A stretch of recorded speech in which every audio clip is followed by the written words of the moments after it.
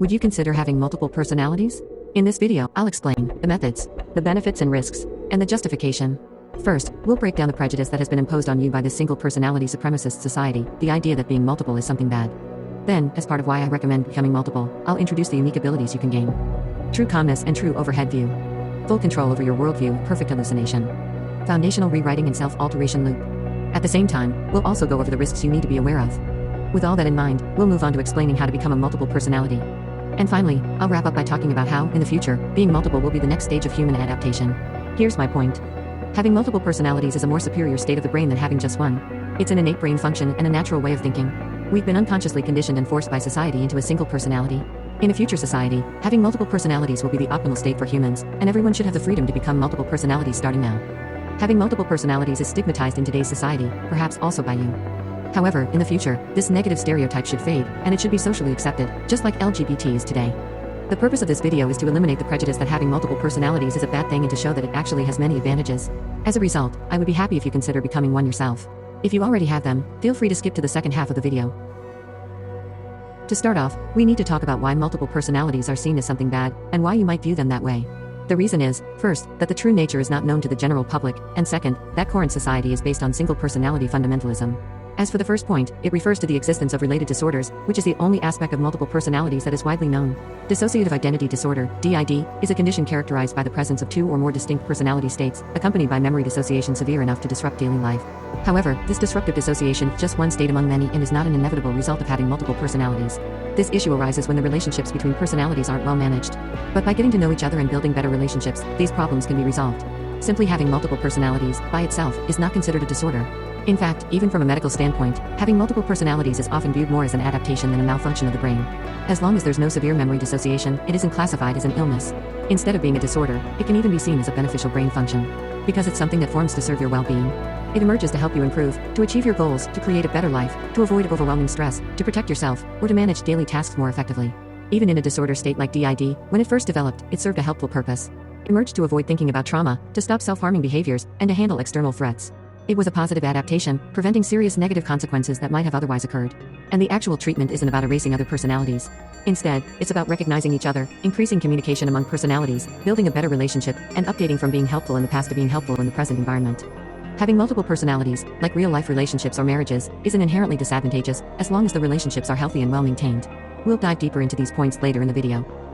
The reason why only the negative cases of multiple personalities stand out today is not only because the positive aspects aren't known to the general public, but also because if it's not in a bad state, it wouldn't be noticed in the first place. Imagine if you had multiple personalities and everything was going well. What if you were actually benefiting from it? What if each personality was important to you, and you couldn't imagine saying goodbye to any of them? Would someone who feels this way, someone who doesn't want to lose any personalities or themselves, really choose to go to a hospital? And would you openly tell others that you have multiple personalities? There are probably many people in society who hide the fact that they have multiple personalities because it's currently seen as a bad thing by others. Even your other personalities might be hiding it from you because you see it as a bad thing. However, these knowledge-based prejudices will likely fade as the true nature of multiple personalities becomes more widely understood, allowing people to talk about it more openly. Another reason for your negative stereotype of multiple personalities comes from the ideology and values of society. Multiple personalities are something bad, something to avoid, a wrong and unnatural state. We're conditioned by ideology to feel that way. It's never said, but we live in a society based on single personality fundamentalism. It's so deeply ingrained in our values that no one even notices it. You recognize yourself as an individual, essentially a single entity, something that cannot be divided literally. This perception is a byproduct that came along with the dominant modern ideology, human worship. We view human life and the soul as sacred. And that's fine. But over time, consciousness, emotions, and free will have also been placed on a pedestal, turned into objects of worship. The concept of the individual, combining these elements, has become a source of ethics, values, and meaning, almost like a god or a holy scripture, the ultimate authority. This is especially true in today's systems of capitalism and human supremacy. For the doctrine of humanism, the concept of the individual had to be something solid, foundational, and undeniably real. Experiences and emotions are seen as sacred, with one set belonging to each person, one per human being.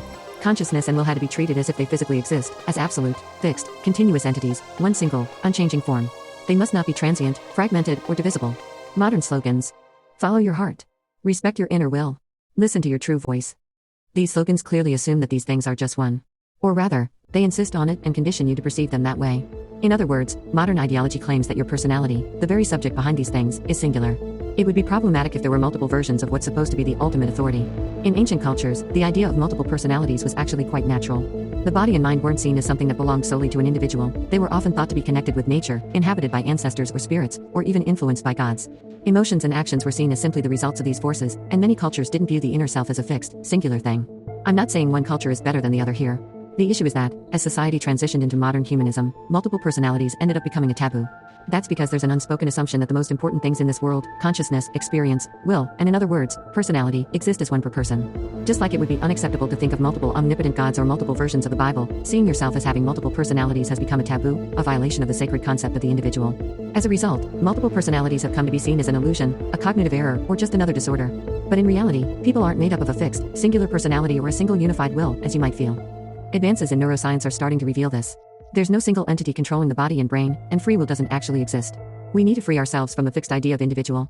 So basically, the reason most people today are single personality isn't because it's some kind of superior brain system that was naturally selected for its efficiency over a long evolutionary process. If anything, that was multiple personality. The reason most people are single personality now is that, in recent society, it has spread to many people with the spread of new ideological dominance. And this is not because single personality is a useful as brain state, but just because it is powerful as information. It's nothing more than a meme. Here's my argument. We are all inherently multiple personalities, but society later forces us into being single personalities. Multiple personalities are actually the natural state, and it's the idea of a solid self, continuous consciousness, and a single subjective viewpoint that is the real illusion. We are confined to a single personality.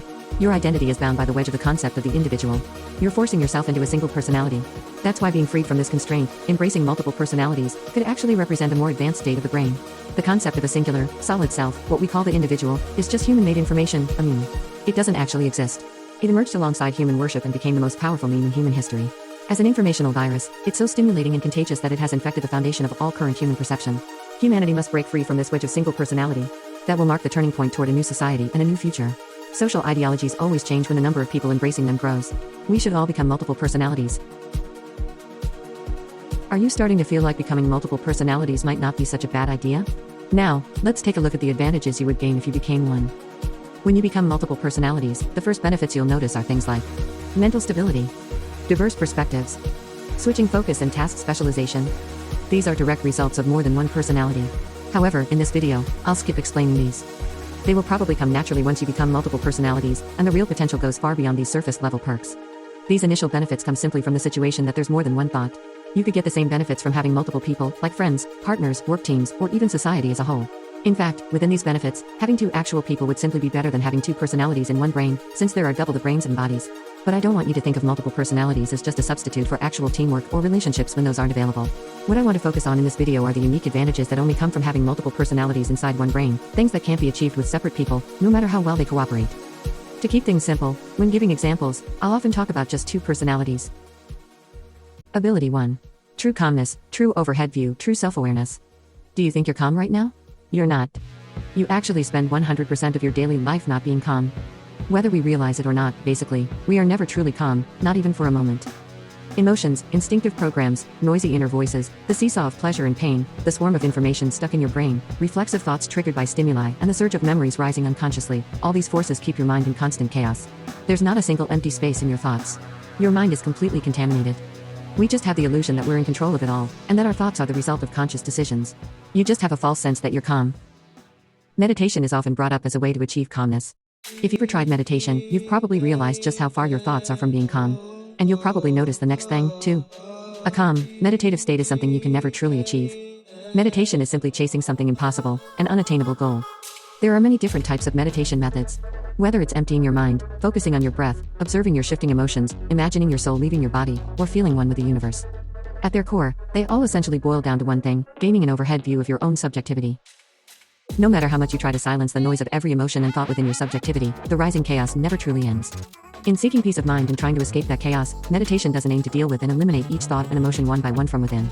Instead, it aims to overhead view them, to step entirely outside your subjectivity and observe it as a whole from an external viewpoint. To describe it visually, right now, your thoughts, sensations, and emotions are your viewpoint itself. If we were to give it shape, your subjectivity completely fills your field of view, endlessly. Now, imagine looking at all of that from an outside new higher level viewpoint, seeing your subjectivity laid out flat, taking in the entire picture at once. In that moment, you are outside your subjectivity as a result. Of course, I'm not talking about anything mystical, like a soul leaving your body. It's all about perception framework within your brain. In this state, a sense of distance is created. Emotions and sensations feel indirect, and as a result, you might achieve a sense of calmness. This framework is certainly a useful thought system, and if you try it, you might succeed. But it has a critical flaw: in the very next moment, it always collapses. The viewpoint that looks at yourself from above has a fundamental problem. In the very next moment, that point of viewpoint becomes you. And it becomes your usual subjectivity. The noise quickly starts bubbling up there again. After that brief moment of shifting viewpoint, as soon as you try to think about the next thing, you end up right back in the same unchanged state as before. This is also the issue in logic. The structure of you watching yourself inherently doesn't hold up, because you and the you observing you are ultimately the same. There's nothing between your subjectivity and yourself, nothing to separate the two. And so, in the very next moment, they collapse back into one. Let's use a more down-to-earth example. Instead of meditation, let's talk about video games. Imagine sitting in front of a monitor, playing a video game, specifically, a first-person game, which fits this example best. Now, try imagining this reality as a game.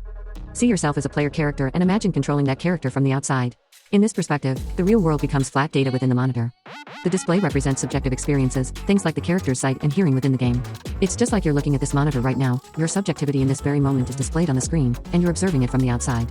In theory, just like meditation, this perspective should allow you to gain a sense of calmness through overhead viewing. But, also like meditation, you'll notice that this perspective collapses in an instant.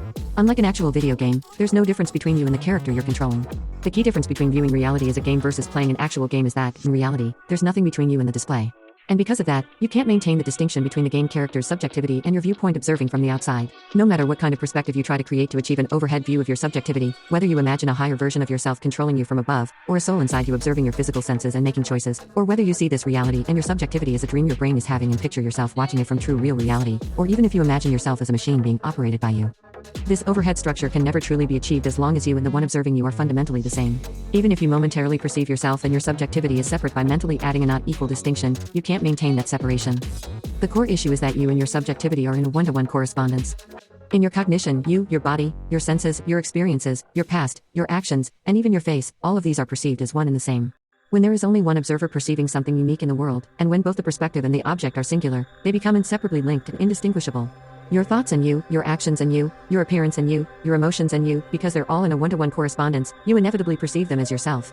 This is why, at this moment, you cannot gain an overhead view, your subjectivity and you are inherently tied together. But this can be resolved in a surprisingly simple yet fundamental way. For example, in the gaming analogy, you are seeing your subjectivity on a display.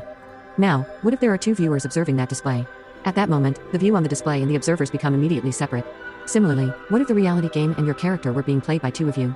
What if the dream of reality is being watched by two? What if your self-machine is being operated by both of you? The answer is simple: all that's needed is for there to be more than one. For example, while your face is considered you, your clothes aren't. Why? Because your clothes don't have a one-to-one correspondence with you, you wear different outfits, and other people can wear the same clothes. Similarly, your name has no physical connection to you, it's just a sequence of letters and sounds. Yet, in a professional or public setting, you often recognize your name as yourself. However, at home, your family name doesn't feel like you, it's something shared among your family members. Your room might feel like an extension of yourself if it's yours alone, but if you live with others, that room stops being seen as you. The point is this: if you want to overhead view your subjectivity, all you need is for there to be multiple observers. If you had two personalities, your body would no longer belong to just you. It would become something shared between two people. It wouldn't be yourself anymore, it would become your shared possession. Your memories, experiences, and emotions would also no longer be just you. They would become shared. Physically, your brain itself would no longer be solely yours, it would become a shared home where two personalities reside. In this physical context, your personality corresponds to patterns of neural signals in the brain. Multiple thought patterns would coexist in one brain, sharing vision, hearing, emotional chemicals, and the hippocampus. Your subjectivity would no longer be your viewpoint itself, it would become something observed by two people, like a screen. The space between you and your subjectivity would no longer be empty. Instead, there would be space where interaction between the two personalities could take place. And for the first time, you'd be able to step back from the display of subjectivity and truly overhead view it. When we only have one viewpoint, we can't distinguish between what's absolute, independent of the point of this viewpoint, and what's relative, changing with points. Because our bodies have two eyes, our vision works by comparing two two-dimensional sights from different positions, allowing us to perceive in three dimensions. When you have 2 points from which to view something, you can start to overhead view it from a more rearward viewpoint. Descartes once said, "I think, therefore I am." What if that I that thinks was more than one? If the very foundation of your viewpoint, yourself, became multiple, you'd gain the ability to overhead view everything in the world from an entirely higher level, including even yourself. We can have a next level I through multiple personalities. The point to note here is that I'm not saying having another personality who looks at your personality from a higher level. It's not about that. Instead, the personalities must be parallel and equal to each other for an overhead view, just like actual eyes. Also, it's not about creating a new, better personality with the ability to overhead view and become. What we've been talking about so far is the benefit simply from being more than one, which is unrelated to individual abilities. The caution is to avoid falling into a hierarchical structure where your current self is seen as being at a lower level, with a new, higher level self above it. This is something that can easily happen during the process of forming multiple personalities. Even if they are on same level, it doesn't mean that your current self is becoming one of the multiple personalities alongside a new one. It's also not exactly the same as your current self splitting into two. Instead, what you recognize as yourself now will remain as it is and become something shared by both. The original concept of you will no longer be any of you, it will become a concept shared among all of you, like a last name when you join your family. If you manage to achieve this so far, the next goal is to make this overhead view not just a fleeting moment but your default perspective, replacing your previous viewpoint. However, it will require some training. This 3D structure can only be sustained when there are two or more personalities simultaneously present and sharing information. In other words, even with multiple personalities, it won't work if there's a time or memory gap between them.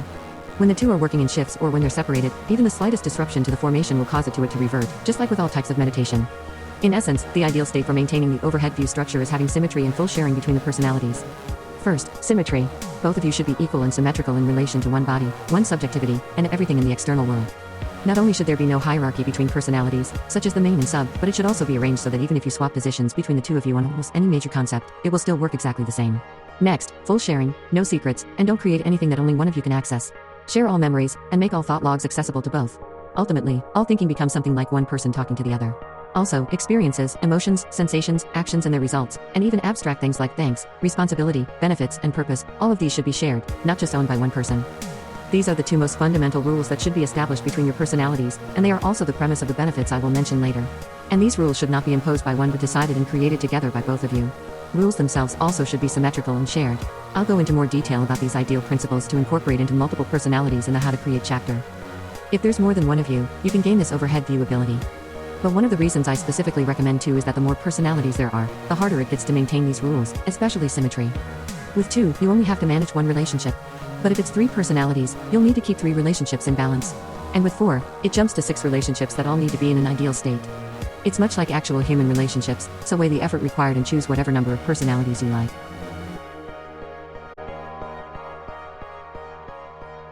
What kind of worldview do you have? What is your image of the world centered around? What kind of atmosphere does it have, and how is it colored? It might be shaped by your ideology, religion, or childhood experiences. Or maybe it shifts depending on a movie you just watched, a book you read, or a YouTube video you came across today. We all live in the same physical world, but each of us carries a different worldview. It's an essential part of living, and there's no such thing as a correct worldview. Because a worldview is like a coloring book where you paint your version onto reality however you like. If we were to talk about the actual physical world, it's just a collection of quantum particles, a meaningless, inorganic, colorless space. Think of your worldview as a painting or wallpaper you project onto that raw reality. Most of the time, you don't consciously perceive what lies behind it. You simply live within the worldview you've created. And everyone else, in turn, is living within their own unique worldview. But what I want to talk about here isn't its differences, but rather how similar our worldviews are. Even though our worldviews are isolated, individually shaped, and independent, they all surprisingly fall within a certain average range. Almost no one can hold a worldview that strays too far outside that range. For better or worse, our worldviews are bound within certain limits by connection points. If you try to create a completely unique, one-of-a-kind worldview, you'd realize it's something you just can't fully achieve. For example, try to imagine the place you're in right now as something like this. It's a flower field, with berries playing around, and, of course, the trash can that was nearby has disappeared. All around you, a beautiful view stretches out. The temperature is pleasantly warm, and you can start to hear the sound of water flowing. You should be able to do that. Now, try to imagine that the boss who's talking to you right in front of you doesn't exist. That should be impossible. You might be able to picture a giant fairy talking to you instead, but you can't just make the existence of your boss disappear entirely. This is something that's supposed to be free, since it's all your subjective experience. But your perception of the world is restricted. The fixed points that limit your worldview are the existences of others in the world. This is probably because we define others as being just like ourselves, having their own subjectivity, thinking the same way, and observing the world just like we do. So, when the world from your perspective and the world from someone else's perspective don't match up too much, it feels wrong, and your brain kind of puts the brakes on, such as imagine an opponent doesn't exist. Can you really see yourself as the center of the world? Maybe as a child you could, because you didn't know others well. But once you've defined others as being the same as yourself, you can no longer be the center of your own worldview. That's because your self-centered world and someone else's self-centered world can't coexist at the same time. Similarly, can you recognize this world as a game? A programmed world, with an open world map, designed objects, stories, quests, and stats. You can probably manage that part without any problem. But the tricky part is when it comes to yourself and others. Take the worldview of an online game. You're the player, controlling your in-game character, and the other people you meet in the game are also characters controlled by their own players. That's easy enough to imagine. In fact, most people already think of the real world this way by replacing character with body and player with soul. But what about the worldview of an offline game? You're the only player, and every other person in the game is just a CPU-controlled NPC, a programmed shell with nothing inside. Could you adopt that as your worldview for this reality? Maintaining that perspective would probably be incredibly difficult, unless you have an exceptional talent for it. Similarly, that you have a soul, but others don't. That you have free will, but no one else does. That here is a virtual world, and the other people are just AI simulations. That this world is your dream, you are the only real entity, and everyone else is just part of it. You probably couldn't fully adopt these worldviews either. Sure, you might manage it when you're lying alone in bed with your eyes closed, but the moment you start talking to someone, you'd likely snap back to a more typical perspective. Of course, I'm not recommending any of these worldviews. What I'm trying to say is that your worldview isn't truly free precisely because there are others in it. Even if you try to change your perception model of the world, the only things you can alter are the background colors or add details. The existence of others remains a fixed point that can't be changed. And because you recognize the existence of others, your brain automatically tries to align your perception with what it assumes others are seeing. As a result, you end up with an average worldview. An average worldview is just what's average within a group. It doesn't mean it's correct or superior. In modern times, it's often something polluted and ugly. On the other hand, if you could completely erase all others from your worldview just once, your world would become completely free. You'd be able to fully control your worldview, of chaos, including starting to recreate your perception of others from scratch. And what makes that possible is, precisely, multiple personalities. Since the brain is shared, both of you will have the same single worldview. This is fundamentally different from two people having two identical worldviews. As a starting point, look at the world through the overhead view introduced in the previous section. At this time, your worldview aligns with your subjectivity, which sees the world. In this overhead structure, the physical body, thoughts, and subjective self, what you consider yourself in the current worldview, are no longer the point of viewpoint. Instead, they become just a point in the world, like anything else, and can be depicted as part of the worldview. Your existence itself can appear on your worldview canvas being drawn by two. Now, with the examples of worldviews we discussed earlier, there's another option available. In this game, there are no players. Both yourself and others are CPU-controlled NPCs. Neither you nor others have a soul. Neither you nor others have free will. Both you and others are AI. Both you and all of the world are dreams. There's a way around the worldview limitation of the identity between self and others. It's not possible for you to exist while others don't, but it is possible for both you and others to not exist. To break free from the constraints and achieve true freedom, to completely reset your current worldview once. Thanks to self-overhead, you can now depict your own non-existence. The next perspective you should adopt toward this world is, neither you, others, the world, nor even this very thought exists. Let's embrace nothingness as your worldview. This doesn't require the significant effort of erasing everything from your worldview. All you need to do is simply stop perceiving the world altogether. Using the analogy of a display screen, it's like choosing to stop looking at the screen itself. This becomes possible within your cognition because, as a result of the multi-personality overhead system, cognitive depth is created in the region where there was previously only a single flat layer, such as self and world. And the new layer can emerge at an elevation where the dialogue between personalities exists. This interaction between personalities is, undoubtedly, not yourself, nor does it belong to any part of the current world.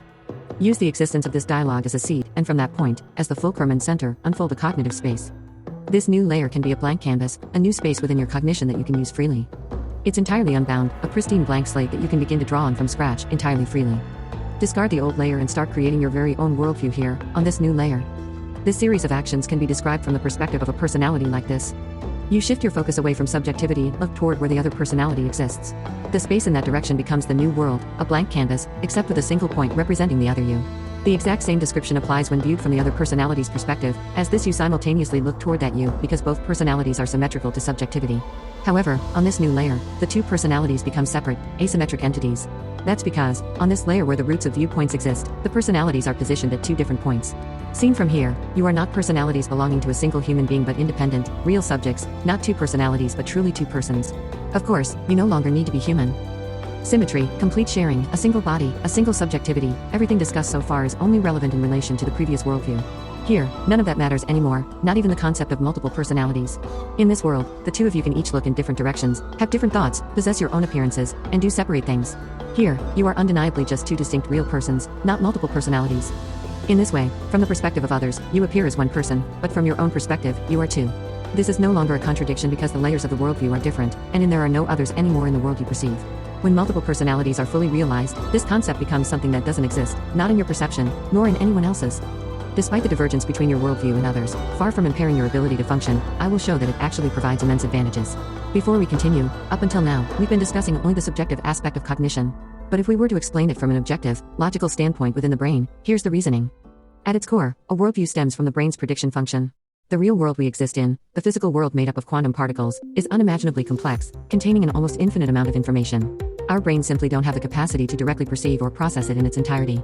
Instead of perceiving the actual world directly, we construct a simplified model of our surroundings and our cognition and use that model in everyday life. We feel and think within this miniature version of the world. In a sense, we live our lives inside the simulation we've built for ourselves. This is what we call a worldview, and it's something that is constantly being updated in the background of our consciousness, with new elements added or changed. But ultimately, all of this is just a prediction, and it requires validation to confirm its accuracy. And that's where other people come in. When only you perceive something, you can't determine whether it's an entity that exists in the external world or merely something within your own subjective mind. But when you compare your view to someone else's and find that it aligns, your brain determines that prediction to be accurate, fixing it as a part of your worldview. This is why concepts like nations, corporations, status, and individual, things that don't physically exist, are perceived by our brains as if they are just as real as physical objects. It's because others also hold the same model of these concepts, and you've confirmed this alignment. But this situation changes entirely if you're multiple personalities. While the personalities share the same subjectivity, your brain perceives the other personality as someone else. This means that no matter what you imagine, it will always align 100% between personalities. No matter how unique the worldview you construct, your brain automatically validates its accuracy by confirming it with the other. Furthermore, if, at this time, you establish a worldview where no one else exists apart from the two of you and accept that as reality, that worldview will no longer be influenced or altered by external others. To fix your picture of the worldview as a representation of reality, having just two personalities is enough. And in this way, you gain full control over your worldview. Another key mechanism is swapping the imagined world with the real world. In your mind, there are likely two layers, one that you perceive as the real world and another where your imagination unfolds. The idea here is to simply reverse those layers in your perception. What you used to see as reality becomes what you will see as your imagination, and what you used to consider imagination becomes your reality, flipping the two sides of your worldview. Let's imagine that this world, my voice, these words, and the screen in front of you, is actually your imagined world side. And the side there are the dreams you see while sleeping, the daydreams you have when zoning out, or the things you're just starting to picture in your mind, is the real world side where you truly exist. And when you're immersed in those, that's when actually perceiving reality. Flip the way you feel about your imagination, reverse the sense of what feels real and unreal. Can you truly prove that this world you're experiencing right now isn't your imagination or a dream you're having? Of course, you can't. Up until now, your brain might have had criteria that the side where other people share the same sights is more likely to be the real world. But now, with multiple personalities in play, there are others present in both sides. That means neither side has an inherent advantage anymore, they're equal. It ultimately comes down to a choice: which world will you regard as real? And if both you decide to choose the new layer, your brain will recognize that as the real world. So now that you have the freedom to create a new worldview, what exactly should you draw? Of course, that's entirely up to you. You could base it on your favorite fantasy setting, expand on your own daydreams, or even replicate reality as it is, or modify parts of it if you prefer. But no matter what colors you choose to paint with, I can share strategies that will be helpful to you.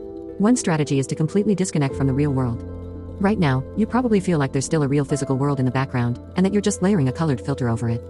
But instead, shift your perception to see this layer as the world itself, with nothing existing behind it.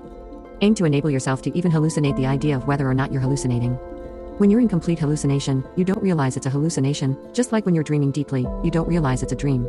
To achieve that, you need to cut the connection between the real world and your worldview and your perception, making it a self-contained world. For example, even if your worldview was made by replicating reality, when you eat an apple, it shouldn't be a real apple you're eating. Instead, within your imagined world, an imagined version of yourself is eating an imagined apple in an imagined act. Make your actions fully contained within your imagined world. The apple in your imagined world and the apple in reality shouldn't be connected, and neither should be the you in your imagined world and the you in reality.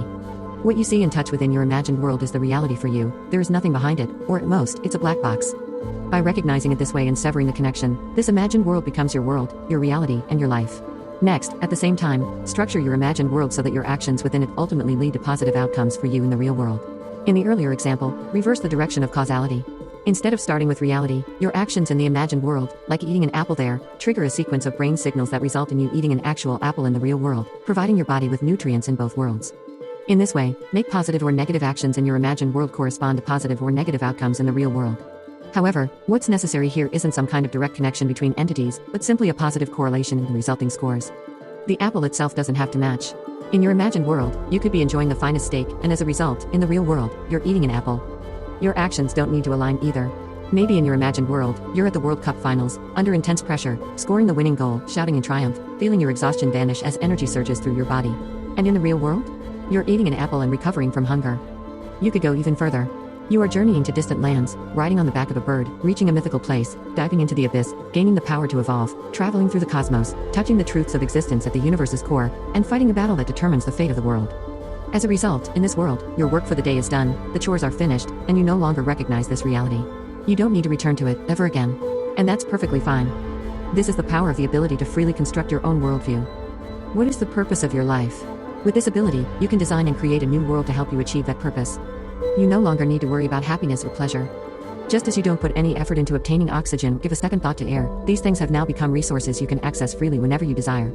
If your life's sole purpose was to be happy, you've already achieved it. It's as if you now hold the switch to your brain's reward circuits. Since you can trigger it internally on your own, there's no need to seek pleasure signals from the external world anymore. In this way, you will be a completely self-contained being in terms of the mind. This is why there is no problem in erasing everyone else from your perception, and you can let go of your entire current worldview without hesitation. This is entirely different from drug-induced hallucinations or artificial stimulation. This is something you intentionally designed to work for your benefit. Just as you send signals to your body to reach out and grab an apple or strain your mind to come up with a solution to a problem, you move your cognition to achieve your purpose. This simply becomes one of the actions you can take. And ultimately, what makes this possible is the fact that there are two of you. When one of you imagines something, the other also sees it. Because this imagination is shared, it's no longer just an internal experience, it becomes outside in your perception. For both of you, it exists as an external reality, precisely as the world. Also, since the real you and the imagined versions of you aren't in a one-to-one correspondence, you can cut the cognitive connection between them and even make the actions in reality and in imagination different. For example, brain signals generated by kicking a ball in the imagined world can lead to entirely different actions in the real world. This happens because the resulting brain activity isn't synchronized with one personality's movements in the imagined world, but rather reflects the combined actions of both personalities. You have the power of full control over the imagination, but at the same time, the other you also has the same power over it. This shared control allows your movements within the imagined world to be free, while making the world itself unchangeable, a solid, fixed ground. It's just like in the real world, you can manipulate the environment, but so can others, which makes it an external reality rather than something you've created on your own. That's why the game within that imagined world makes sense, and doing something in it can have meaning. It becomes no longer your creation, but a place where you can have goals, move forward, and truly live. Because it's co-created by both of you, the worldview is recognized not as yourself, or even yours, but as the world. When the creation of your worldview is complete, it separates from you, stands independently, and truly becomes a real world itself for you. At that point, from the viewpoint of a single personality, it's no longer a hallucination, it becomes true reality, both cognitively and logically. This is the perfect hallucination ability.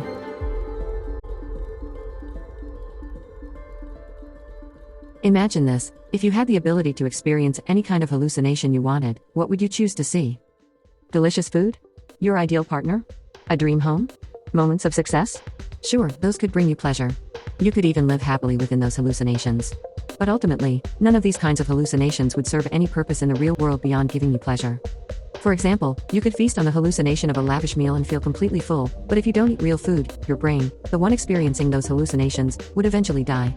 Similarly, even if you're living warmly in a hallucinated mansion, if it's actually cold outside in reality, your body temperature will keep dropping, and the brain sustaining the hallucination will begin to shut down.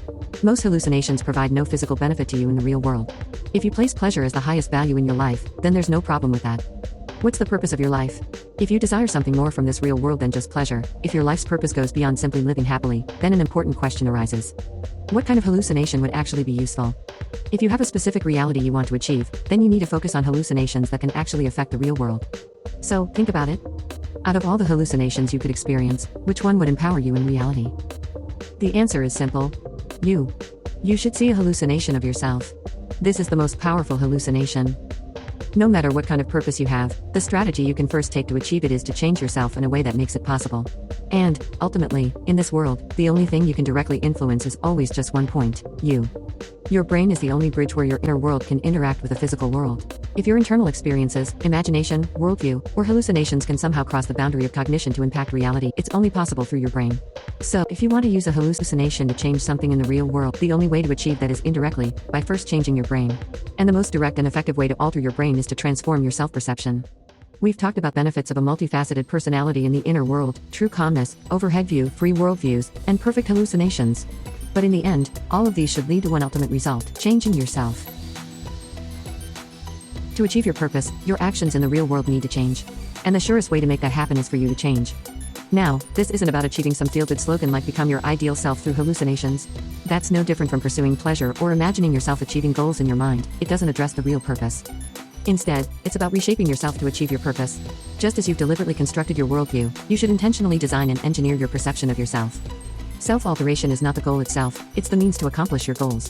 From an objective, physical standpoint, what you need to do here is transform your brain. All the cognitive controls we've discussed in the previous chapters, including your initial step of adopting a multiple personality approach, are essentially temporary as long as they remain within cognition.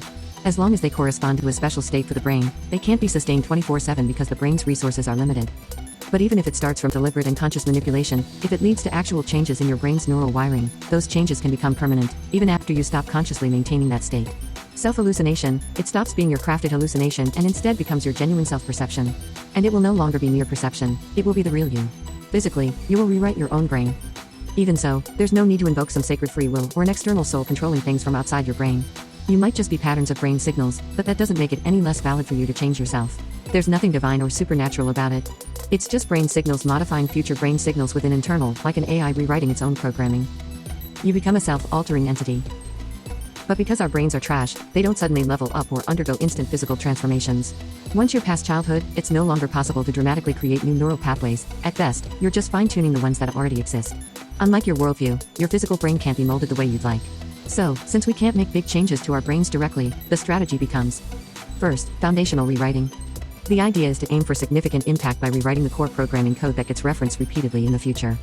For example, imagine changing your brain's algorithm for deciding whether to take an action from considering the do option first to considering the don't option first. This shift would alter the probabilities of your resulting actions, much like tweaking the distribution of dice rolls. Over time, as this new rule is applied again and again, the cumulative effect would be profound. Whether the change is good or bad is unknown, but this small adjustment now could drastically alter your life 10 years later. Physically, the only change might be a slight strengthening or weakening of certain synapses, and informationally, it might only amount to a few bits of data. But even a small tweak, if it's at the origin point of thought and behavior, can have a massive effect on the outcome, like a butterfly effect, because both your brain and this world are chaotic systems. Especially, if you could rewrite the deep codes at the foundation of yourself, you could essentially make your future thoughts and actions entirely different. Second, alteration loop. The next idea is this: aim to amplify the final impact by making the act of changing yourself a repeated process. If the altered version of you goes on to alter yourself even further, and this loop continues, then even small changes made each time can gradually compound. Over time, this can lead to exponential divergence from your original self. Each altered version of you becomes the foundation for the next alteration, your future self changes your next self, and so on. As this process repeats, your brain should slowly but steadily adapt and transform. Especially if you can give this loop a sense of direction. For example, what if the next you is someone who's even better at changing yourself more efficiently? Then, your next you would be a completely different person compared to the you right now. What makes all of this possible is the very system where there's more than one of you. Now, at first glance, these actions might seem like you're sacrificing yourself to achieve alteration, almost as if the current you would be dead from the perspective of a traditional single-personality individual. The key here is whether the change is continuous or not. All your cells are constantly being replaced, and you're either growing or aging every day. Even if you replace an organ or switch to prosthetic limbs, you'd still consider yourself the same you, even though a significant portion of your body would be different. But what if a clone with all your memories were created while you were alive or after your death? Or what if your brain were perfectly simulated on a machine? It wouldn't feel like you, and it's actually not you, because the connection to you has been severed in this change. The critical point for self-existence is continuity. Similarly, self-alteration becomes problematic because this self-continuity breaks in cognition if you're the only you. Non-continuous change can feel like a kind of self-destruction, triggering resistance in your brain. However, if there is more than one personality, even if one of you changes drastically, the presence of the other ensures that the connection of self remains intact as a whole. This allows you to carry out deeper alterations, such as changing memories and self-perceptions, without hesitation, much like you change your feelings. For self-alteration, unlike examples like clones or simulations, even if you see hallucinations of yourself and change a lot cognitively, the physical changes in your brain can only happen continuously. So, it's purely a matter of continuity only in your cognition. As a method, your two personalities will take turns with self-alteration, like footsteps from bipedal walking. It doesn't matter if the changes between each step with one personality don't connect directly. When you look at the whole, it's continuous over time. As for operations that rewrite your very foundation, if you can't do it on your own, you can have the other version of yourself do it. Just like how you can't lift the floor you're standing on from the inside, you can do it from the outside. By alternating and rewriting each other, the problem is solved. By having multiple personalities, it is also like having a pseudo backup of yourself. Just like you back up your data to an external HDD before modifying a software program, you always have a copy of self. Even if one of you disappears, as long as the other remains, your existence won't be lost. Having two of you also makes the loop possible. It allows every program, including self-alteration, to continue uninterrupted, even before and after your alteration because the process is alternately passed on. Additionally, because one is always influencing the direction of the other's change, the alteration loop can have a clear sense of direction. Therefore, to summarize, you can make self-alteration not a random mutation, but a deliberate evolution. So, where should you aim, and how should you evolve your brain? Along with that, what kind of subjective hallucination of self should you create? The specifics will depend on your goals, but I'll outline some universally effective elements.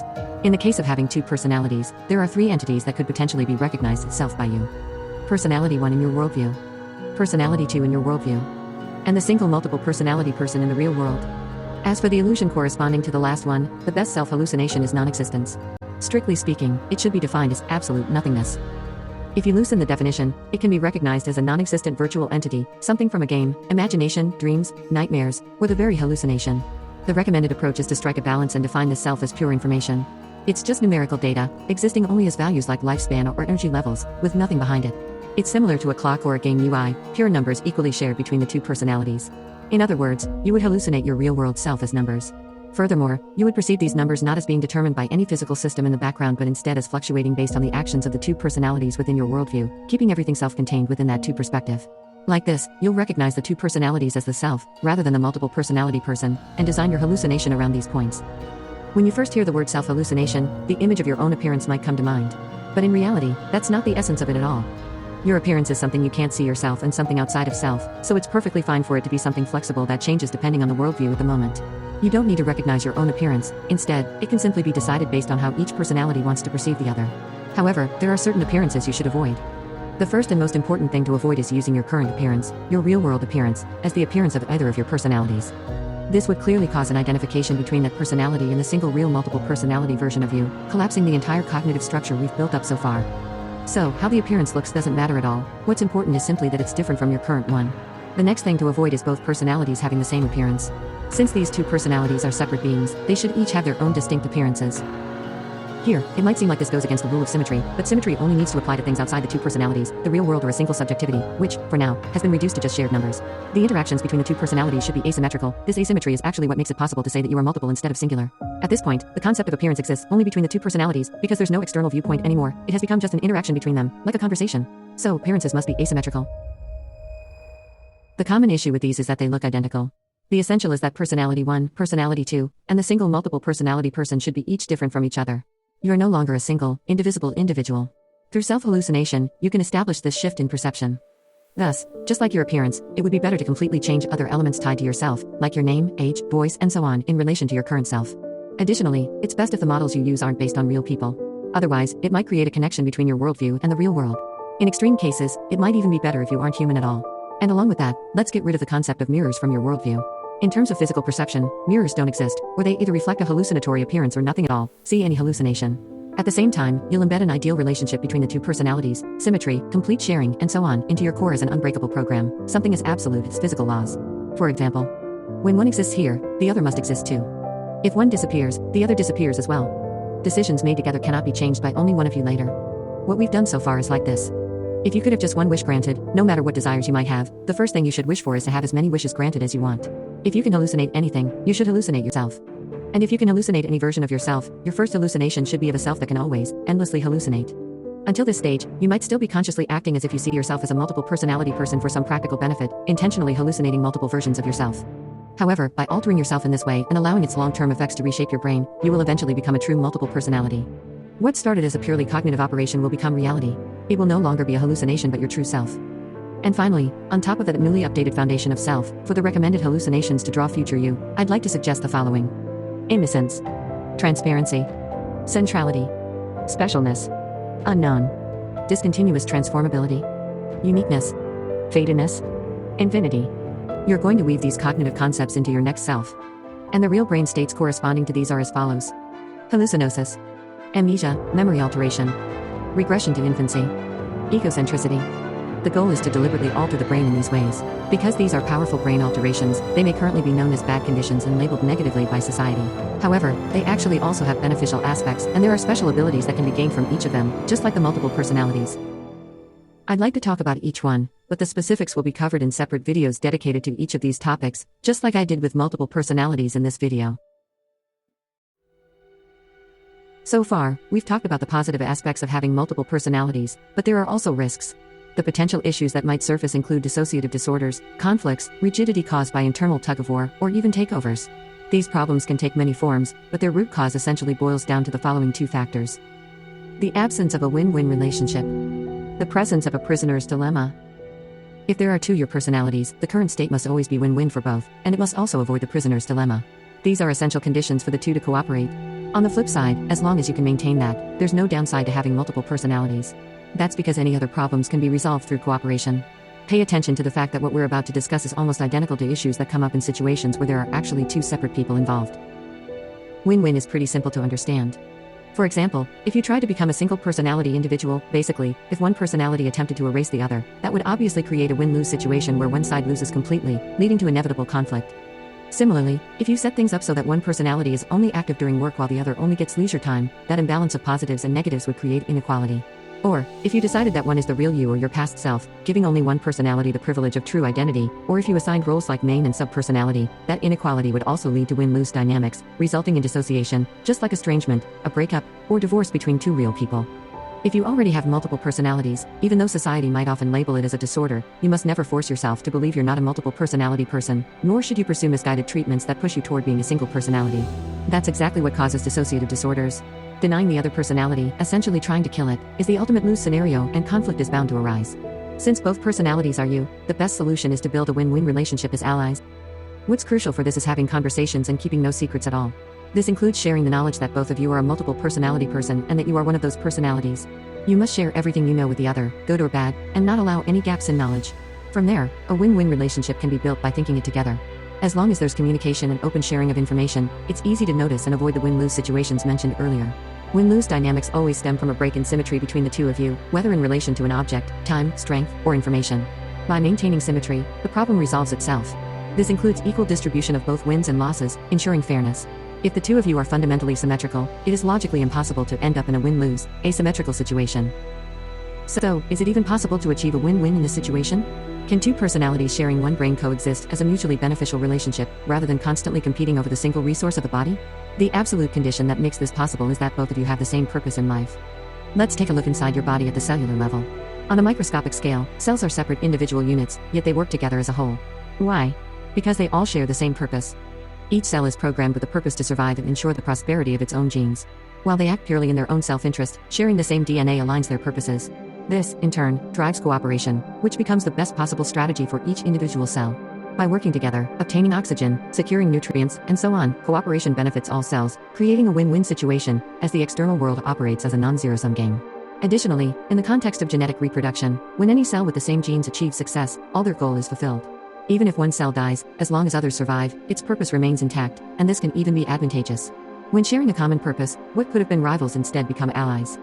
On the flip side, if others, such as bacteria or cancer cells, have a different purpose, like the prosperity of different genes, they might temporarily form a win-win relationship, but they can always become enemies. In the same way, for personalities to cooperate throughout their entire life, it's essential that they share the same life purpose. If your personalities already have separate purposes, make the achievement of both purposes the single, absolute goal that both of you share. To summarize, when both of you share one body, are symmetrical, have the same purpose, and can access the external world, this multiple personality situation should inherently be a non-zero-sum game and lead to a win-win. On the other hand, avoiding the prisoner's dilemma becomes more complex. It arises in situations that could be win-win, but where the win-lose option of betrayal offers a greater personal benefit. In this situation, despite the fact that both could benefit by cooperating, the optimal short-term choice for each is betrayal. For example, let's say you watch this video and, without any particular purpose, decide to try being a multiple personality for just 1 week as an experiment. There's a major problem with this. You might get along and cooperate for the first 6 days, but on the last day, the prisoner's dilemma will inevitably arise. From the perspective of one personality, if it's already decided that you'll revert to being a single personality after the 8th day, it's more beneficial to betray the other and take full control of the body on the last day and become new single personality person, rather than choosing to cooperate and merge back into the original one. This is true if you assume the other personality chooses to cooperate. Even if you assume the other will betray you, the situation doesn't change. Even with the extreme downside of both personalities choosing betrayal, resulting in dissociative disorder, the greater downside for you is being killed by the other if you choose cooperation. So, whether the other chooses to cooperate or betray, betrayal offers the greater benefit. If your relationship with the other personality ends today, betrayal becomes the rational choice. And this goes for both sides. In that case, it would be better to kill the other personality before they kill you. This means your personalities would likely start fighting from day one. This is, of course, an extreme example, but the same logic could apply to almost any situation. For example, even if both personalities share the same purpose and have built a win-win relationship, if this is the final phase of cooperation, it might seem, from each perspective, that pushing the other aside and being the one to ultimately achieve or execute the goal guarantees the certainty from own sight, even if the difference is small. Since both would see it this way, the fact that the other might betray you creates a dilemma. You feel compelled to choose betrayal as well to minimize your losses.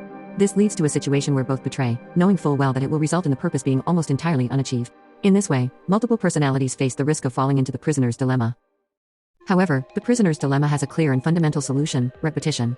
The reason why betrayal becomes the optimal choice in an interaction, even when a win-win option exists, lies in the fact that the interaction is either a one-time deal or has a clearly defined endpoint. However, if the same interaction isn't a one-off and will be repeated many times in the future, the optimal solution logically shifts to mutual cooperation. This has nothing to do with emotions like trust or morality. That's because if there's a guarantee that the relationship will continue into the future, you can factor in long-term outcomes rather than just the short-term gains or losses of a single instance. This is also why heartless natural selection has programmed genes to encourage helping members of the group. When interactions are ongoing with no clear end, the best choice for a player is usually to keep cooperating as long as the other side does too. The problem lies in having a deadline. Examples of the prisoner's dilemma between personalities happen because there are visible endpoints, such as a week later or a specific goal. If being multiple personalities doesn't have a deadline, or better yet, if both sides are guaranteed to stay together for life, then this dilemma wouldn't arise. So, the way to solve the prisoner's dilemma is also simple: endless together. Transitioning into multiple personalities should be a one-way path. If you're thinking about becoming multiple now, you should make the decision to stay together for life. And no, this isn't some scary idea. After all, a personality is a person itself. It only makes sense that while the number of lives might be increased, it should never be decreased. Another way to solve the prisoner's dilemma is, fundamentally, to ensure that the benefit of betrayal never outweighs the benefit of cooperation. To achieve this, the option of betrayal should result in an absolute negative for both parties by incorporating the condition of doing it together into your life purpose, that is, the very basis for calculating profit and loss values. And being together should be considered the most important thing, equal to your original purpose. Just as you should value yourself as the highest priority because you can't achieve your purpose if you're gone, you should equally value the other personality at the highest, because you will now be too. The things we've talked about as the risks of multiple personalities, being win-win, avoiding the prisoner's dilemma, and rules such as fairness, symmetry, sharing, and living together, are actually not risks but rather the natural ethics you should follow in a group.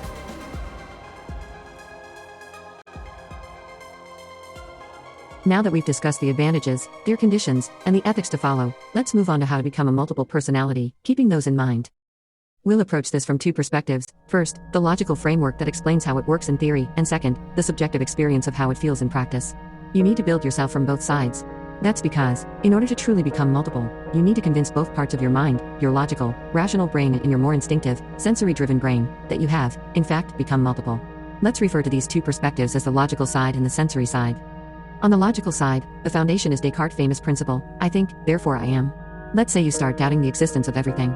But can you doubt the very act of doubting itself? Even if you think that everything else is an illusion, the fact that something is doing the thinking right now is undeniable. So, the very act of thinking proves your own existence. Even if everything else is uncertain, the fact that you are questioning or doubting means that you must exist at that moment. From your perspective, which is more certain to exist, you or the world? Of course, it's you. If, within your viewpoint, there is a contradiction between your own existence and the world you perceive, then logically, the error must lie with the world. In that case, the hallucination shouldn't be your own existence, it should be the world. Now, what happens when you are two and there are two thinking subjects? Imagine that I think belongs to not just one, but both of you. When you think, the other you is also thinking. When you doubt your own existence, the other you is also doubting their own existence. At this point, how could you possibly doubt the other's existence? If one of you doubts the other, then the other could just as easily be doubting you in the exact same way. In this situation, both of you are in completely equal, symmetrical positions. There's no logical reason to choose one over the other. If you assume the other does not exist, then by the same logic, you must also not exist. So now, from your perspective, which is more certain to exist, the other personality or the world? Of course, it's the other personality. Your other self holds the same level of certainty of existence as you do. Therefore, from your perspective, the existence of the other personality is logically more certain than the existence of everything else in the world. If, within your viewpoint, the fact that there are two of you contradicts the world you see, then, the error must be with the world. For both of you, the existence of both is more certain than the world itself. And if you see a vision that contradicts that, then what must be a dream is not the fact that there are two of you, it is everything else in the world, because you are both seeing and thinking it together. Thus, both I think, therefore both I am. In multiple personality system, this becomes the new foundation of logic. On the other hand, on the sensory side, the foundation isn't the existence of two people, but rather the interaction between them. Whether two people exist or not, and any other logical reasoning, doesn't really matter on this side. What comes first, above all else, is the fact that an interaction is happening right now. And from that, the existence of two personalities is later defined as the two endpoints of that interaction. Because there's an exchange happening within you, there must be two entities. Because a conversation exists, there must be two speakers. In subjective experience, interaction comes first, it is the starting point of everything. Now, let's go through the process of you becoming multiple from both perspectives. A simplified way to visualize your transformation is shown in the diagram above. Step 0, a solid. Right now, if you're a singlet, you may have a solid sense of self as one individual. If you try to picture yourself, you likely imagine a single, unified entity. Step 1, gas. The first step is to temporarily turn that solid identity into a complete gas, like a mist. Your self-recognition at this stage can be anything, something nothing, unreal, a dream, a machine, the universe, data, a simulation, whatever works. This is just a transitional phase, so you won't keep this state later. The purpose is simply to erase your original singular self-perception. At this stage, the concept of number of selves doesn't exist. Step 2, gradual convergence. Next, you begin to condense from the mist into separate identities. If you're aiming for 2 personalities, you condense into 2. If you're aiming for 3, then 3. The key here is symmetry. Both identities should form equally so that both can be considered the original you, and at the same time, both can also be seen as two new entities that emerge simultaneously from the same mist, like two new stars formed from the nebula of a single original star's supernova. Step 3. Multiple solids. At this stage, you take the fluid, mist-like state and solidify it into two distinct, stable identities. You make each identity firm, ensuring they don't merge back into one. The only key improvement over step 2 is that you naturally won't revert to step 0. This doesn't hold meaning in itself, but by crystallizing your self-perception into two solid entities, you create an energy gap, making it difficult to return to being a singular personality. This stabilizes the state of being two, ensuring that it remains permanent throughout your life. And with that, your multiple selves are complete. Now, take note, although the result is that one solid has become two, this transformation is not the same as simply splitting one into two. If you were to cut a single object in half, each piece would still retain parts of the original, and those parts could only belong to one piece or the other. But because we pass through the gas phase, your original self is fully diffused and evenly distributed, meaning both new identities equally inherit all of it. Think of it like ice, not just breaking one piece into two, but first melting it into vapor and then letting it reform into two separate ice crystals. This method allows both to share the original. Additionally, it also allows having a sense of discontinuity in self-perception between the original and the current state after the mist stage. Logically, both are continuous evolutions of your original self, yet in terms of subjective experience, each one can feel like an entirely new person who was just born. Now, let's go over how to carry out each of these steps. Regarding the initial trigger, in actual cases of DID, the trigger is often extreme stress. It emerges as a way to reduce an unbearable situation from a -10 to a -1. This is why some see DID not as a disorder, but as an adaptation, a functional response of the brain to its environment. However, the same brain mechanism should also be able to manifest in a way that transforms a 0 situation into 8+9. After all, this is entirely a matter within your brain. If you perceive your current 0 state as a -10, then the conditions are essentially the same. What makes this possible is intense desire. If you can feel such a strong craving for something that your current state seems like a -10, something so powerful that you'd be willing to throw away your entire current self just to achieve it, then that desire can act as the initial trigger, just like extreme stress does. If you're already experiencing overwhelming stress in your life, then you already possess a significant qualification. You've already met the conditions. If not, then throughout the entire process of becoming multiple, having a clear purpose and a strong desire for it are essential prerequisites for your brain. Transitioning from phase 0 to phase 1. All you need to do in practice is stop looking at yourself. On the sensory side, this means not holding any self-recognition. Don't try to feel anything about yourself, and there's no need to control anything. Just shift your attention away from the very concept of yourself for a while. Techniques to help with this. Avoid looking in the mirror. Don't touch your face. Spend an entire day in complete darkness. To take it further, try not to use the word of I in your internal thoughts.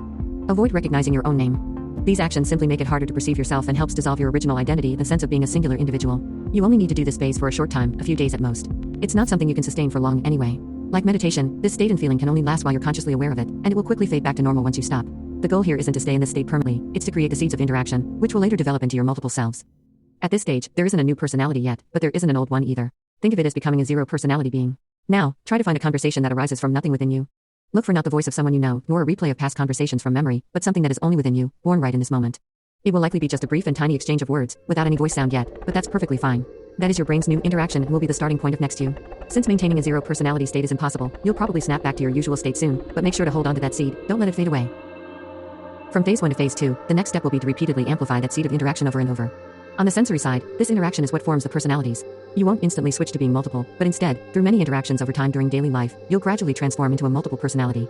So, what you need to do in this phase is continuously perform as many interactions between the same 2 points as possible, and this should be done over the course of several months.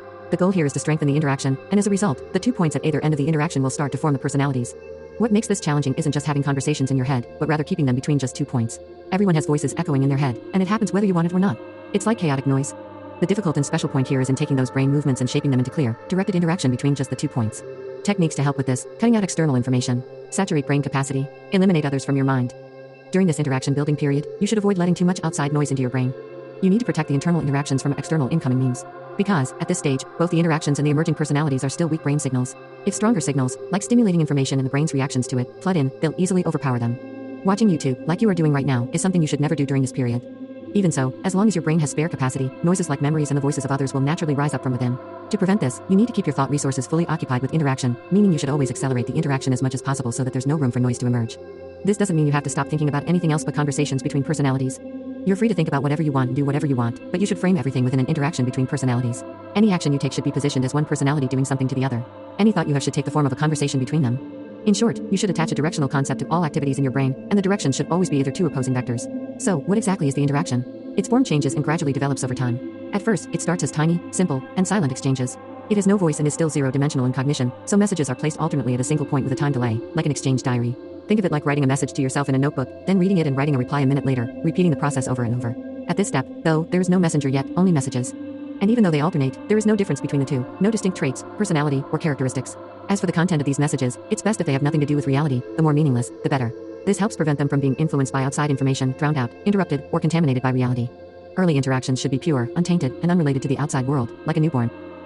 The next step is to add inner voice sounds to the interaction. Doing this strengthens the brain signal by involving the auditory sense, and moreover, it's the point where the concept of voice begins to split the messenger into two, shaped by tone, pitch, and other vocal elements. Along with this, you'll also introduce the concept of direction into the interaction. Since sound naturally has directionality, you can start assigning where each voice is coming from and where it's directed in your mind. It might feel like voices travel left and right when you're at rest, or forward and backward when you're doing tasks. However, there's no need to fixate on specific directions. What matters is that this interaction now has spatial awareness and cognition. This shift marks the transition from a simple exchange between past and future in zero-dimensional space to a parallel way of thinking and talking, where two positions exist simultaneously in your brain.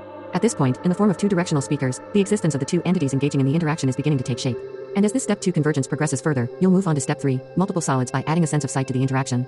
This makes the interaction even stronger as a neural signal, and, by giving it the depiction of a conversation between two people, the entities engaging in it finally start to take on the concept of form. At this point, the two beings become fully recognized within your perception. The subjective experience of interaction now includes auditory, spatial, and visual perception, making it almost identical to the scene of you interacting with real people in the outside world. That said, this isn't some next-level process. Everything up to this point is just an extension of that first simple exchange of language messages. Imagine these interactions like emails exchanged between two beings in your mind. At first, they're just short text messages. As the available bandwidth increases, they can send longer messages at once. Then, they can attach voice data to the message. Later, they can add location data. Eventually, they even start including video attachments in each email. What's really changing here is just the amount of attached information. The core activity remains the same, exchanging messages. So, adding vision doesn't mean having a visual appearance or movement of oneself. Rather, it's like sending a visual image as part of a message to the other. Everything is still just an interaction between two beings, just like a conversation. Let's take it a step further and add a sense of touch to the interaction to make it even stronger. Now, one being can physically feel the other. In the email analogy, there's no attachment format for touch, but the idea is the same. Hearing, vision, and touch are all just state of neural signals in the brain. What's happening here is simply an exchange of those signal data. At this point, the signals of the interaction are no longer fragile. In fact, they become even stronger than external sensory inputs from the real world. Interaction shifts from being something that gets overwritten by external noise to something that overwrites other signals instead. Once it's strong enough, outside information can no longer push it out. That means you no longer need to cut off external input. You can continue the interaction no matter what you're doing, watching YouTube, talking to real people, or taking in any kind of information. Additionally, the interaction will no longer be limited. It can freely cover any topic related to reality and express any real-world scene. This means it can finally take an active role in influencing the outside world and become something truly useful. Like these, as the interaction develops and takes shape, the 2 points where it's happening begin to acquire characteristics, personalities, and other traits, consequently leading to the formation of 2 distinct personalities. From the brain's perspective, here's what's happening so far. By repeating interactions over and over, you're essentially altering your brain. Doing this for a long period strengthens the neural pathways of this interaction, allowing for larger and more complex exchanges of signals. Adding things like vision and other senses further reinforces the pathways, creating a loop that keeps making the interaction stronger. The goal of all this is to make the interaction as powerful as possible. And once you cross a certain singularity, when the interaction reaches the top of the brain's information hierarchy, surpassing any other perception or thought, you will realize that, as a result, you have already become a multiple personality. This isn't anything strange. After all, the concept of individual, self, personality, or me that you currently have is just information in your brain that happens to be powerful enough to dominate your cognition. In this way, on the sensory side, the existence of the interaction comes first, and the personality emerges afterward. On the other hand, if we look at the process up until now from the logical side, the perspective reverses. The process becomes about the birth of your 2 personalities and their growth through interaction. In logic, the most a priori concept is self-existence, so the focus shifts to the existence of each personality. Up until now, we've mainly viewed things from the sensory side, but once the existence of the 2 personalities is clearly established in the sensory realm, the next step is to solidify that existence from the logical side. This is what is done in step 3, multiple solids. The most important thing in this step is to create logical symmetry. Personalities should be created symmetrically, and that's what sets them apart from just an imaginary friend. For example, if the 2 are symmetrical, one personality can doubt whether the other is just a figment of own imagination, but the other personality can also doubt the exact same thing to one. The 2 are logically symmetrical in this situation, so there's no theory that selects one over the other. If you assume that the other you is just an imaginary friend, you must doubt both yourself and the other at the same time, because the other can also consider you an imaginary friend by the same logic. But since you are thinking, I think, that thought definitely exists, so it's impossible for both to be imaginary. Therefore, neither personality seem to be the other's imaginary friend. In this way, regarding a certain concept, if there is a logic that is symmetrical to both personalities, they can exist together within that concept's domain. And these logics are not something given to you but rather something that you yourselves are creating together in the process of personality formation, building logics to be symmetry. I'll show you some examples of logic creation. The body is something that belongs to both of you, it isn't yourself. You are 2 signal patterns existing within a single brain. The body's movement is singular, but it comes from both of you because it is the result of interactions in the brain. So, every action should be seen as something done together. Since you share the brain and sensory organs, all perception from reality, sight, hearing, and other senses is shared information. Whatever one of you perceives, the other perceives exactly the same at the same time. At this time, there's no difference between you two, making this part no different from a single personality system. However, after receiving that shared input, you can each interpret it differently. On the other hand, when it comes to thoughts, imagination, and emotions that arise internally, the flow is reversed. Since there is only one brain, these inevitably converges into a shared experience, but it can be seen as being generated by each of the 2 personalities. Think of information like water, thoughts are the generation of water, and the brain is the shared pool. Now, there are 2 separate sources feeding into that pool. The outcome is a single shared experience, but the agents are two distinct entities. While everything eventually merges within the brain, each of you can still generate independent, distinct thoughts, imagination, and emotions. If you switch the viewpoint from the whole brain's perspective to the perspective of each personality, it looks like both of you are thinking in parallel as independent agents. From this angle, each of you seem to have your own subjective experience, making it possible to see you as two separate intelligences. And in this state, since all informational outcome becomes shared, every thought automatically takes the form of an internal conversation. Once you've developed multiple personalities, thinking itself inevitably becomes an interaction, whether you intend it to or not. But this isn't about some kind of mysterious brain power-up. Your brain is still the same single one. Becoming multiple personalities doesn't mean your total thinking capacity doubles. The available resources stay the same, so when both of you are thinking at the same time, the actual thinking speed assigned to each personality is roughly half of what it would be if only one were thinking alone. Having multiple personalities doesn't change the brain specs, it changes how thinking is processed. It's like going from a single core to a dual core processor, or from a series circuit to a parallel circuit. And this shift in processing allows for internal interaction, enables the abilities mentioned earlier, and can ultimately lead to enhanced cognitive performance and unique thought patterns. In today's world, the main advantage of a multiple personality system is, rather, its uniqueness. There are over 8 billion brains running a single personality thought system. Since they all follow the same basic structure, their thought processes tend to converge on similar conclusions, making it hard to produce truly original ideas that no one else has come up with. On the other hand, there are very few brains operating with a multiple personality thought system. Because of this rarity, they have the potential to generate unique thought outcome that differ from those of the 8 billion single personality minds. Everything up to this point isn't about some kind of inner free will to control brain, it's all just randomness and cause and effect. You just happen to open YouTube, and by sheer chance, you ended up watching this video. As a result, this information gets stored in your brain, and that memory slightly increases the probability that, at some point in the future, your brain might try to do multiple process. If that happens, that will make your brain change, even if just a little. That change will then influence your thoughts, which in turn will alter your future actions, possibly leading to a completely different life. This is the butterfly effect, where the smallest trigger can have massive consequences down the line. And in this case, that trigger is information, the very thing you're absorbing right now in this video. It all happens without any need for free will. Even in a purely mechanical, deterministic world, this chain of events can unfold. The next technique we'll use is swapping. There are situations where the relationship between two inevitably contains asymmetry. For example, in terms of actions or outcomes, one person may be the cause and the other the result, and since the concept of causality itself is asymmetrical, from one personality's viewpoint, that relationship between the two won't be equal. So, against such concepts, we swap the direction of the concepts between the two visions, so that each viewpoint sees each fact with the relationship reversed. For causality, you might see yourself as the cause and the other as the result, while at the same time, the other sees themselves as the cause and you as the result. Alternatively, both might perceive themselves as the result and the other as the cause. Either way works. What you're doing is, if a concept inherently includes an asymmetrical direction, you're flipping the direction in each of the two viewpoints to cancel each other out and make it symmetrical. It's like having both +1 and -1, so they cancel out and result in 0. At this point, just as when both personalities are completely equal, there's no logical reason to prioritize one view over the other. You swap the direction of asymmetry between the two and make it symmetrical. Similarly, in terms of the relationship of positioning, if your two personalities are having a conversation on left and right, and your physical body's face is turned to the left, how would the personalities recognize this direction? From your viewpoint, it would feel like you're speaking from the right, and the other is on the left. At the same time, from the other's viewpoint, it would feel like they're on the right, with you on the left.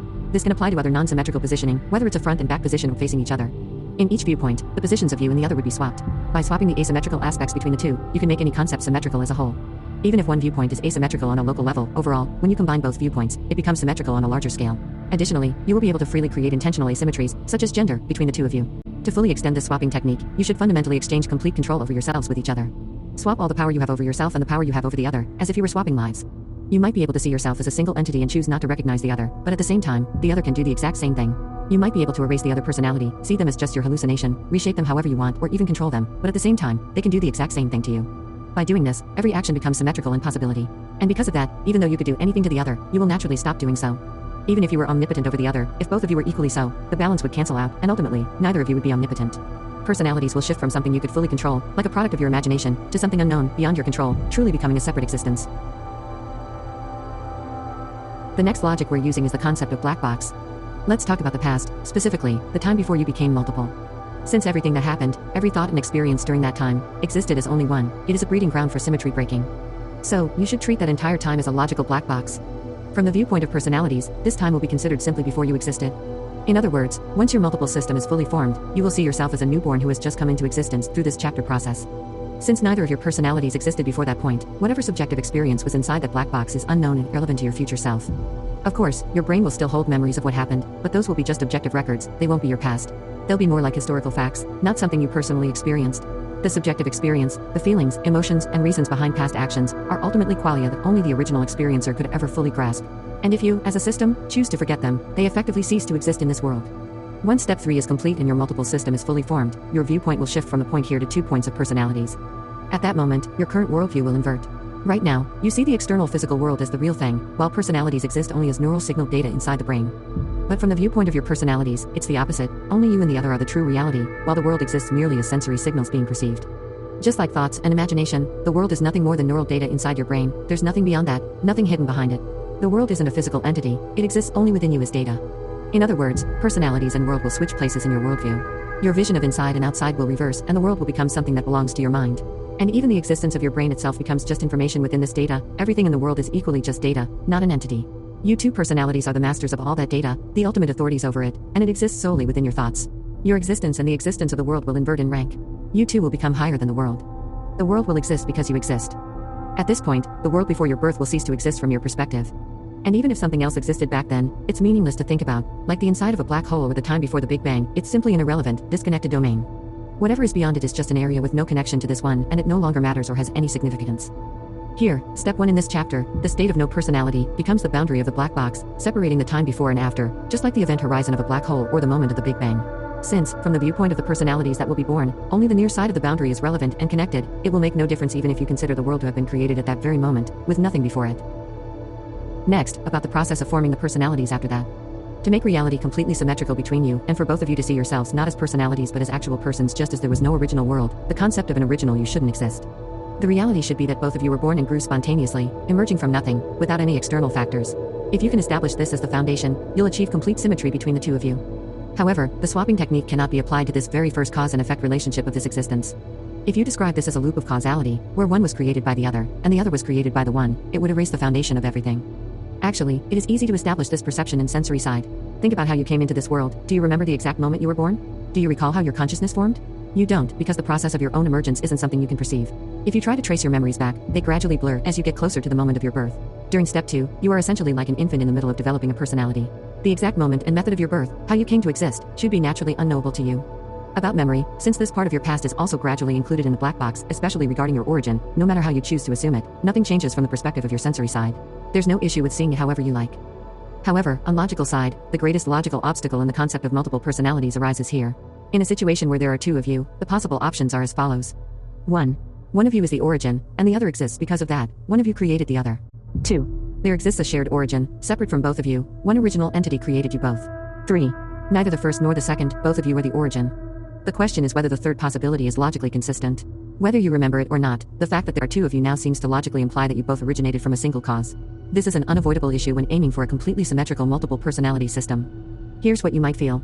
For example, in the universe, if you trace time back and find that the Big Bang began from 2 points, you'd feel that there must have been a common origin before that, one shared beginning for both bang. Or, in theology, if you trace the cause of the world and end up with 2 omnipotent gods, you'd think there must have been a single original God that created them. Even in a loop like the chicken and egg paradox, no matter how long it takes, you feel that you would ultimately arrive at some single origin. You might feel. When you trace a logical relationship back, the process will continue until it converges on one point. So, it seems clear that it will always converge on a single origin. This means, logically speaking, symmetry may not be possible. This means that, in the logical relationship between them, symmetrical multiple personalities can't be established. It's impossible for both of you to equally be the starting point.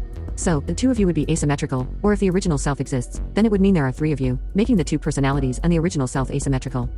But all of this is just an illusion. In reality, there's no reasoning that actually guarantees these feelings.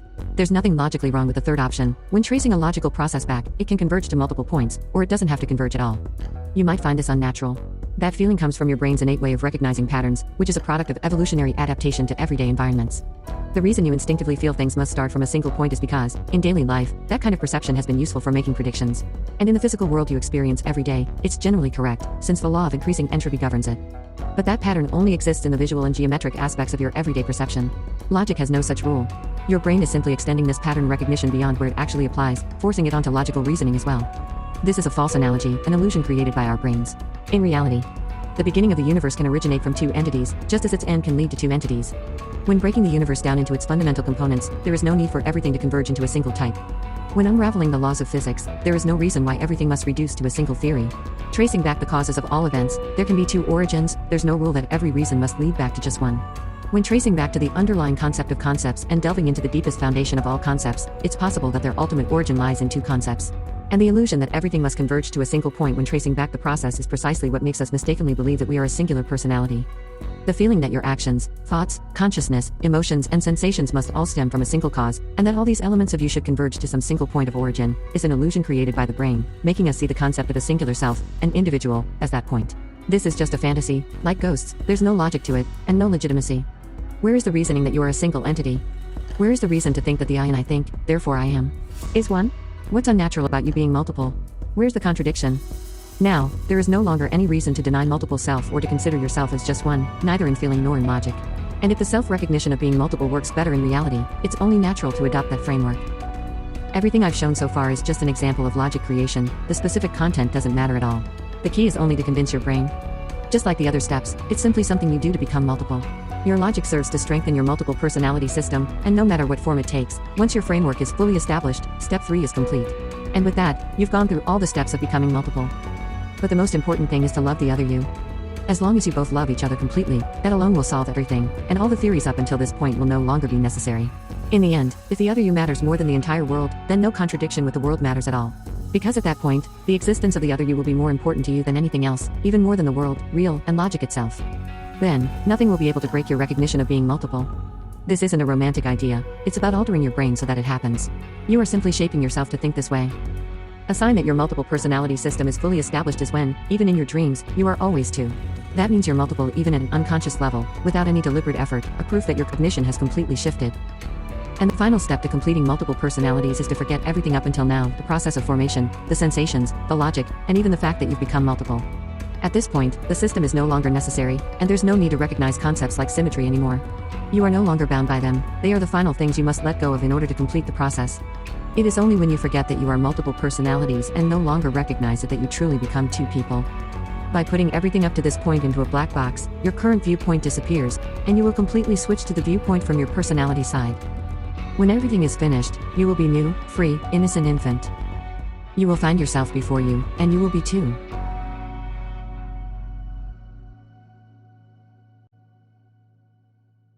Finally, let's talk about the future. The true potential of multiple personalities will begin to fully unfold in the future. Soon, the superiority of multiple personalities over single personalities will begin to become more evident. As mentioned in the previous chapter, current multiple personalities have limitations. Even if the number of personalities increases, the number of brains does not increase. So, the maximum thinking capacity remains the same as when it was a single personality, and when two personalities are thinking at the same time, each one's thinking speed will roughly be halved. Also, since there's only one mouth, only one person can speak at a time, and the corresponding language thought tied to the voice and sound can only be used by one person at a time. Even the voices in your mind interfere with each other, making it difficult to speak at the same time. Since you're running multiple thoughts, it usually consumes more brain energy. However, these limitations are not inherent at all. Right now, the expanded abilities of multiple personalities are being constrained, pushed down by the structure of the hardware, but this is merely a coincidence, a result of how your brain happens to be at the moment, not something inevitable. In the near future, when brain upgrades become possible, the full potential of multiple personalities will be unleashed from this shell. For example, the fact that you have only one voice is simply because the human body happens to have just one vocal organ. If you had two, like hands, that issue would be solved. Likewise, the brain speech processing region can usually handle only one sound at a time, but that's just how it happens to be now. If it were more like other brain areas that process vision or touch, capable of handling multiple inputs simultaneously, this limitation wouldn't exist. And all you need to do is swap out or add new parts to your brain, just like upgrading a computer. Alternatively, you could simply add a new brain, one for each of personalities. To take it further, you might even consider adding more bodies to match. In the first place, isn't it just a coincidence that one body has only one brain? And going even further, isn't it just a coincidence that one life has only one body? The shape of life could just as easily have been multiple objects sharing data. These things aren't fundamental, they can change. In the future, there'll be something you design to match your self-perception, just like choosing a hairstyle today. Anyway, putting the details aside, when it comes to adapting to future brain expansion and upgrades, and fully utilizing that power, a multiple personality system is clearly the better option. Imagine if every neuron in your brain were replaced with electronic circuits. Currently, neurons operate at around 200 Hz, while transistors can run at 2 GHz, meaning you could think 10 million times faster.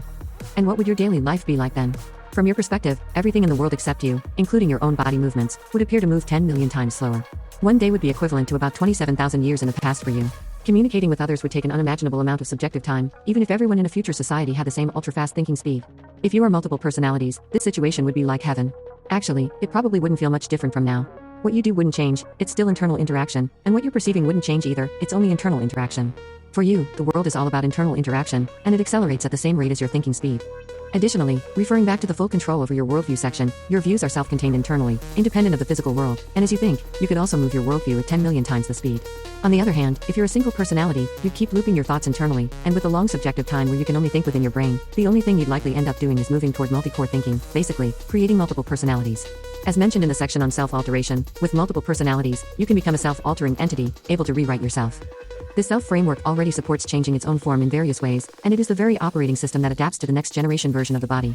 In the near future, humanity will upgrade from the fixed, enclosed brain and body we have now to a free, dynamic, mutable, and designable evolutionary body. Before that happens, everyone should update their internal systems, from the fixed, non-expandable legacy OS of a single personality, to the new OS of multiple personalities, in order to adapt to the next hardware. The next point where the power of multiple personalities will come into play is when you achieve immortality. Of course, you want to live for hundreds of millions of years, far beyond the lifespan of your current body, right? But when the time comes to swap out your decaying physical form for a new one, you'll inevitably face the philosophical question of personal continuity. I'll go into detail on this in the next video, but for now, let's consider an extremely simple method to overcome the brain's limited lifespan. Imagine you attach a cloned brain to your current one, effectively doubling it. You live with both for a while, and when your original brain reaches the end of its lifespan, you purge it, keeping only the newer one. Then, you attach another fresh clone, maintaining the two-brain system.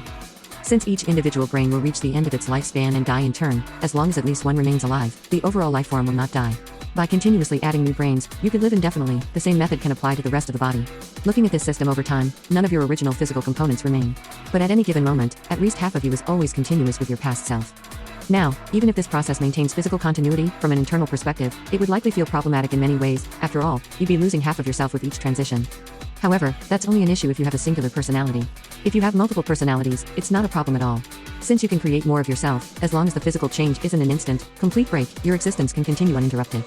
If each brain hosts a different signal pattern representing different personalities, then even if one brain suddenly dies, and one of the personalities temporarily ceases to exist, as long as one personality survives, you will be preserved. And since each of you can recreate the other, neither personality is ever truly lost, because both of you are the ones who, in the past, did so, becoming multiple personalities. As I mentioned in the alteration loop section, each personality functions like a cell within a living organism. In reality, the lifespan of each of your individual cells is only a few days, and they are constantly being replaced through metabolism. But because there are multiple copies of themselves, and each can replicate itself, this results in continuous change overall.